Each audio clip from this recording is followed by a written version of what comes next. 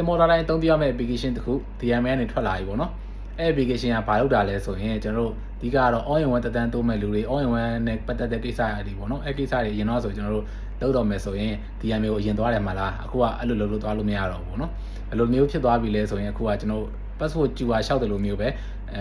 ကျူပါရတဲ့နေ့မှာပဲသွားရမှာပေါ့နော်အခုသူလည်းအဲ့လိုပဲဒီ application နဲ့ကိုဝင်ပြီးတော့ကျွန်တော်တွေက COC ဖြစ်ဖြစ် COP ဖြစ်ဖြစ်သူခန္ဓာနဲ့သူပေးထားရပေါ့နော်အဲ့တော့ကိုကအဲ့ဒါကိုဝင်ပြီးသွားရင် COC ဆိုတဲ့ COC ပေါ့နော်အဲ့ COC ခန္ဓာတွေကိုနှိပ်ပြီးသွားရင်ကိုကအတစ်လျှောက်ချင်တာလားလက်မှတ်ထည့်ချင်တာလားဒါမှမဟုတ်လဲ run change ချင်တာလားအဲ့လိုမျိုးတွေအကုန်ပေးထားရပေါ့နော်အဲ့ဒါမှကိုကတခြားအကုန်လုံးကိုလုပ်ချင်တဲ့အားအကြောင်းအရာတွေနှိပ်ပြီးတော့မှ submit လုပ်ပြီးတော့ရက်ချင်းယူရမယ်ပုံစံဖြစ်သွားပြီပေါ့နော်အဲ့ဒီရက်ချင်းရမှာပဲ DMA ကိုသွားရတော့မယ်ပေါ့နော်အဓိကတော့ appointment ယူတဲ့သဘောပေါ့ဗျာနောက်တစ်ခုကပါလဲဆိုတော့ မိုက်တဲ့တစ်ချက်က SRB ရဲ့စီးရင်တွေပါလာရပေါ့နော်အဲ့တော့အမှသူက active ဖြစ်တဲ့စီးရင်လည်းပါတယ်ပြီးတော့ active မဖြစ်တဲ့စီးရင်တွေလည်းပါတယ်ပေါ့နော်အဓိကတော့ကောင်းတဲ့ချက်ကတော့ကိုသိကျင်တဲ့တမော်လိုင်းကိုအဲ့ထဲမှာရှာကြည့်လိုက်ရှိရဆိုရင်အဲ့တမော်လိုင်းရဲ့လိပ်စာတွေဖုန်းနံပါတ်တွေအကုန်ပါတယ်ပေါ့နော်နောက်တစ်ခုက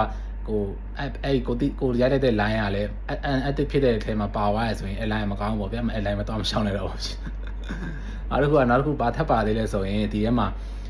စေကန်းတွေလည်းပါတယ်ပေါ့နော်သူ DMA တိမှတ်တီစေကန်းတွေလည်းထည့်ထားပြီးတာကျွန်တော်တီးရဲ့အတိမတ်ကျွန်တော်တီးရဲ့စေကန်းကတော့2ခု3ခုတော့တွေ့တယ်ကျန်တဲ့ဟာတွေကအတိမတ်ပြထားတာလားဒီတိုင်းထည့်ထားတာလားကျွန်တော်အဲ့တော့တခြားတော့မသိဘူးပေါ့နော်နောက်တစ်ခုကဘာပါလဲဆိုရင်ကျွန်တော်တို့ဒီပြပကို visit အလဲသွားတော့မဲ့လူတွေအတွက်လည်းအဲ့ဒီ application ထဲမှာတစ်ခါတည်းဘယ်လိုခေါ်မလဲappointment ယူသွားလို့ရတယ်ပေါ့နော်တချင်းယူသွားလို့ရတယ်အဲ့တော့အဲ့ထဲမှာတစ်ခါတည်းလောက်သွားရုံပဲ form ကိုတစ်ခါတည်းဖြစ်သွားပါပေါ့နော်အရင်တော့တခြားတက် link မှာသွားလို့ဆရာမလို့အဲ့ application ထဲမှာအဲ့ဒီ visit အတွက်အပြင်ဒီဘက်ထွက်ခွာဖို့လည်းရှောက်လာပါပြီးသားပေါ့နော်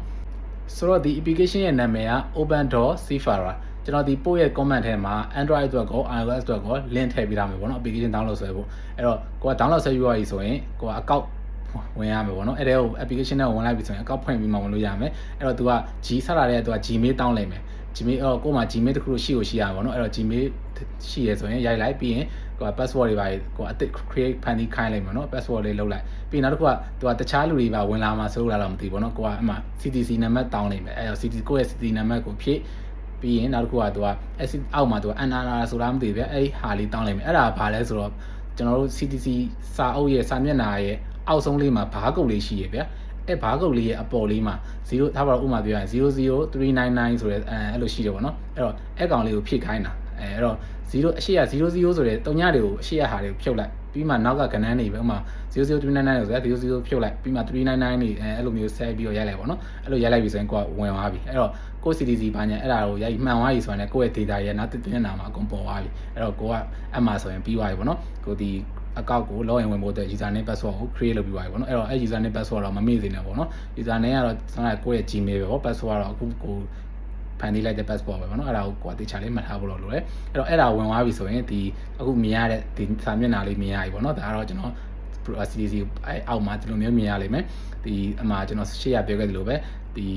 SRB ရဲ့ list ရင်းတွေပါတယ်ပြီးရင်ဘက်မှာဆိုရင်ဒီစေးရုံတွေပါတယ်နောက်မှာအောက်မှာဆိုရင်ကျွန်တော်တို့ COC COP တွေကိုက crew တွေ officer တွေပေါ့နော်အတွက်ပေါ့နော် all in one လုံးမဲ့အကြောင်းအရာတွေလို့ပါတယ်ပေါ့နော်ကိုလိုအဲ့ဒါမှာနှိပ်လိုက်ပြီဆိုရင်